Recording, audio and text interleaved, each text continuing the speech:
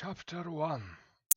From the moment of reality's creation, the angelic legions of the high heavens and the demonic hordes of the burning hells wage an unending war known as the eternal conflict.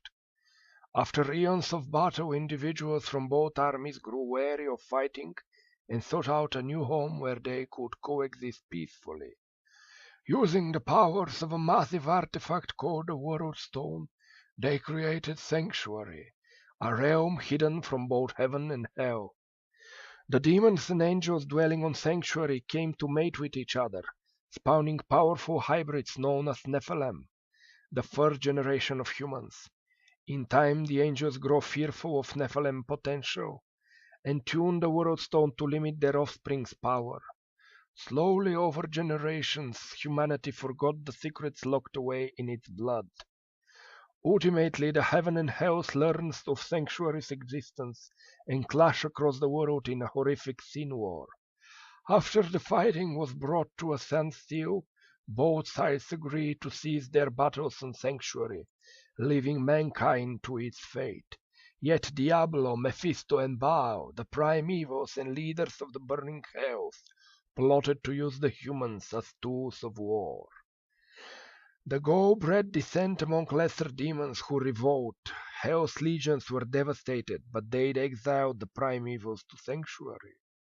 The archangel Tyrael, one of heaven's leaders, noticed the evils in human world and covertly formed the Horadrim, a group of magi to hunt the primes. Armed with soul stones, relics that could contain the prime's essence, the Horadrim imprisoned their quarry and hid the souls of the tree throughout Sanctuary.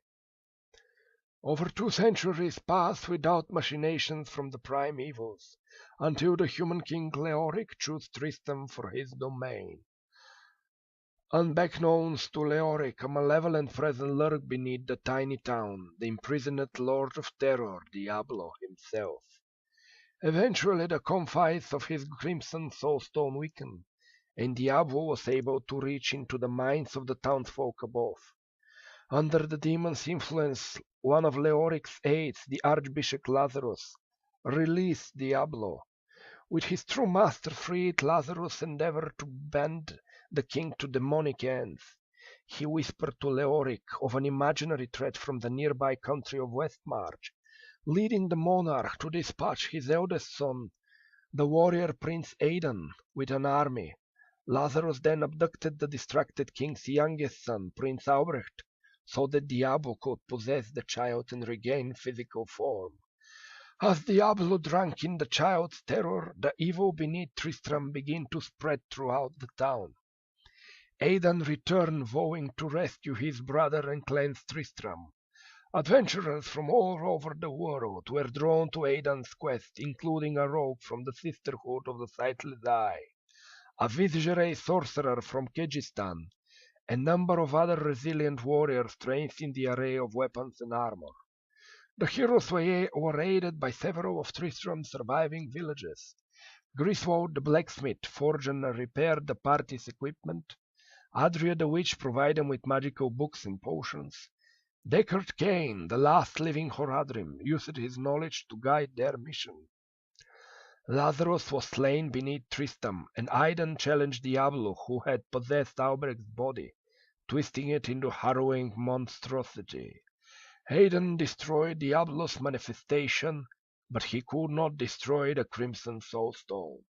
Fearing that Diablo would remain free to corrupt more innocents, Aidan revolted to contain the demon by plunging the Soulstone into his own forehead. Weary, Aidan returned to Tristram, but the town's celebration did nothing to calm the dark essence that haunted his mind.